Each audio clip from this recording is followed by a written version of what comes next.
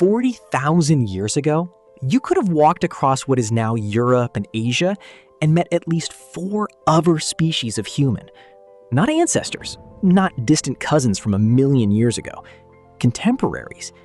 In the cold valleys of what is now France and Spain, you would have met Neanderthals, shorter, stockier, with broader chests and bigger brains than yours, gentle and skilled, and very old. Their lineage had been in Europe for 300,000 years before yours arrived. In the high mountains of Central Asia, you would have met Denisovans, a sister species we know almost entirely from a single finger bone and a few teeth, who left their DNA scattered across the people of Tibet and Melanesia. On a small Indonesian island, you would have met Homo floresiensis, 3 feet tall with feet almost a foot long, making tools and hunting dwarf elephants. We call them the hobbits. Possibly in the Philippines, Homo luzonensis. Possibly somewhere on the edges of Asia, the last remnants of Homo erectus, a species that had already been on this planet for almost 2 million years. You would have met all of them. They would have looked at you the way you would look at someone almost like you, but not quite. Today, there is only one of us left. Just you. We have a quiet myth about how this happened.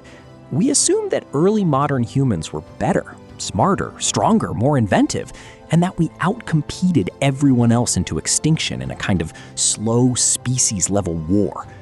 The science of the last 20 years has made that story much harder to defend. The real answer is messier, gentler, and weirder. Chapter 1. The crowded Earth. For most of human history, being human was not a singular thing. The genus Homo, the genus we belong to, has produced at least 9 different species we know of, possibly more.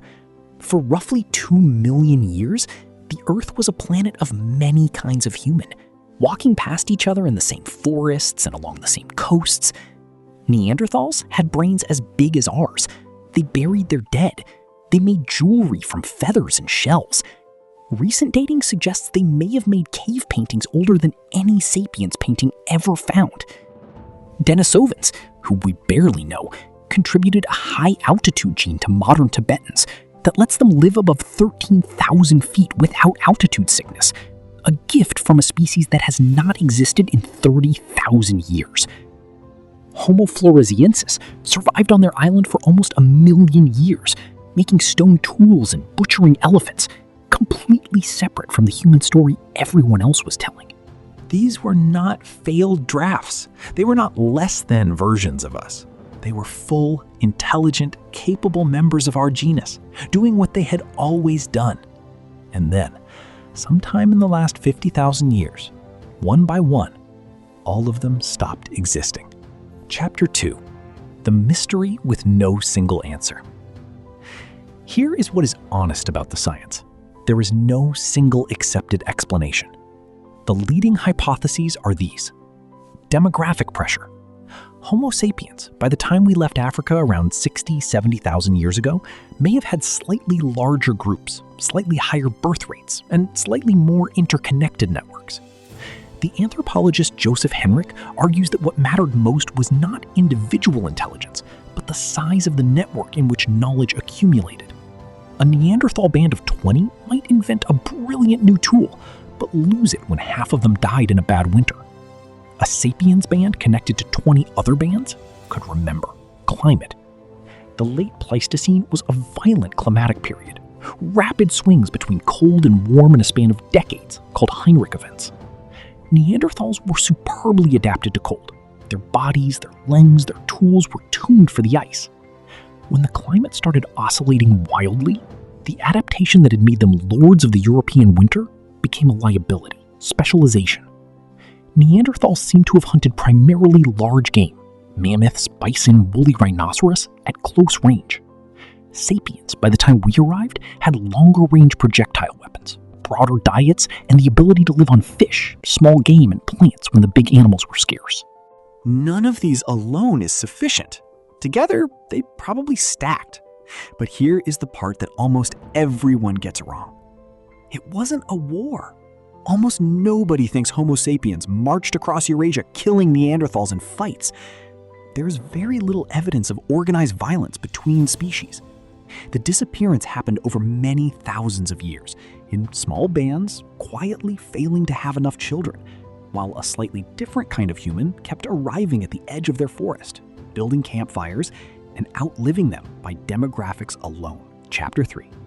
They didn't all disappear. In 2010, a team led by the geneticist Svante Pääbo did something that should not have been possible. They sequenced the genome of a Neanderthal.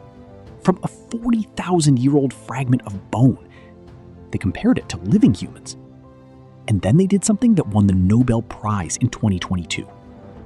They proved that the Neanderthals are not entirely gone. If your ancestors came from anywhere outside Africa, you were carrying somewhere between 1 and 4% Neanderthal DNA in every cell of your body right now. Some populations in East Asia and the Pacific carry up to 6% Denisovan DNA. This means that somewhere along the line, many times, in many places, a Homo sapiens and a Neanderthal had a child together. And that child had children. And those children walked forward into our timeline carrying both lineages in their cells. 40,000 years later, that line ends in you, sitting here, watching this. The Neanderthals did not go extinct in the way a species usually goes extinct. They were absorbed. The Denisovans, we know almost nothing about them, but their genes for cold tolerance, for high altitude living, for immune response are still circulating in modern human populations who have never heard their name. We did not replace these other humans. We became them. They became us. There is no clean line.